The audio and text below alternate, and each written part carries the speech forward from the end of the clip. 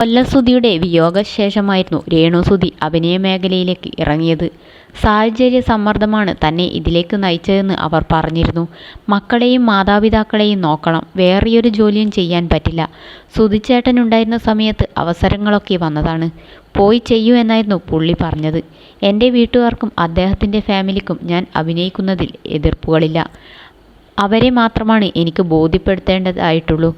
അവർക്ക് കാര്യങ്ങളെല്ലാം അറിയാമെന്നും രേണുസുധി പറഞ്ഞു.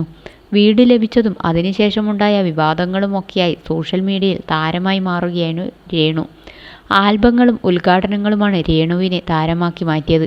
സന്തോഷത്തോടെയാണ് എല്ലാം ചെയ്യുന്നതെന്ന് അവർ പറഞ്ഞിരുന്നു. ആൽബത്തിൽ ഇൻറ്റിമേറ്റ് സീനുകളിൽ അഭിനയിച്ചപ്പോൾ രൂക്ഷ വിമർശനങ്ങളായിരുന്നു ഉയർന്നത്.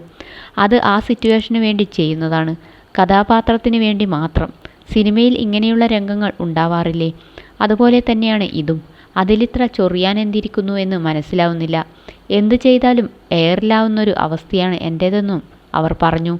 ഇൻസ്റ്റാഗ്രാമിലും യൂട്യൂബ് ചാനലിലൂടെയുമായി പങ്കിടുന്ന വിശേഷങ്ങളെല്ലാം വൈറലായി മാറാറുണ്ട്.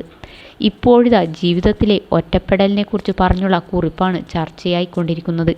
ഒരു കൂട്ട് വേണമെന്ന ആഗ്രഹമൊക്കെ തോന്നിത്തുടങ്ങിയെന്നായിരുന്നു രേണു ഇൻസ്റ്റാഗ്രാമിൽ പങ്കുവച്ചത്. ഒറ്റയ്ക്ക് ജീവിച്ചു മടുത്തു. എന്നെ മനസ്സിലാക്കുന്ന, എന്നെ നോക്കുന്ന, എൻ്റെ മക്കളെ സ്നേഹിക്കുന്ന ഒരാളെ വേണമെന്ന് തോന്നിത്തുടങ്ങി. ഒരു കൂട്ടു വേണം എന്ന് മനസ്സ് ആഗ്രഹിക്കുവാണെന്നായിരുന്നു രേണു ഇൻസ്റ്റാഗ്രാമിൽ കുറിച്ചത്. ആഗ്രഹിക്കുന്നത് പോലെയൊരാൾ വന്നാൽ ഇനിയൊരു വിവാഹം സംഭവിച്ചേക്കുമെന്ന് നേരത്തെ രേണു പറഞ്ഞിരുന്നു. വിവാഹം കഴിഞ്ഞാൽ ഇപ്പോഴത്തെ വീട്ടിലേക്ക് പോവില്ല, അദ്ദേഹത്തിനൊപ്പമായി വേറൊരു വീട്ടിലേക്കായിരിക്കും പോകുന്നത്. അതുപോലെ പേരിലെ സുധിയും മാറ്റും. സുധിച്ചേട്ടനുമായുള്ള വിവാഹശേഷമാണ് പേരിനൊപ്പം സുധി എന്ന് ചേർത്തത്. ഇപ്പോഴും അദ്ദേഹത്തിൻ്റെ ഭാര്യയാണ്, അതുകൊണ്ടാണ് പേര് അതുപോലെ നിലനിർത്തുന്നത്. ഭാവിയിൽ അതിലും മാറ്റങ്ങൾ വന്നേക്കാമെന്ന് രേണു വ്യക്തമാക്കിയിരുന്നു. മോഡേൺ ഡ്രസ്സുകളും നാടൻ ലുക്കും ഒരുപോലെ ഉപയോഗിക്കാറുണ്ട് രേണു. സാഹചര്യം നോക്കിയാണ് ലുക്ക് തീരുമാനിക്കുന്നത്. ഉറക്കം പോലുമില്ലാതെ യാത്ര ചെയ്താണ് ഓരോ പരിപാടികളിലേക്കും എത്തുന്നത്. എൻ്റെ സുഹൃത്തും മാനേജറുമാണ് കാര്യങ്ങളെല്ലാം നോക്കുന്നത്. മാനേജറെ വെക്കാനും മാത്രമുള്ള തിരക്കുകളായോ എന്ന് ചോദിച്ചാൽ അതേ എന്നാണ് മറുപടി.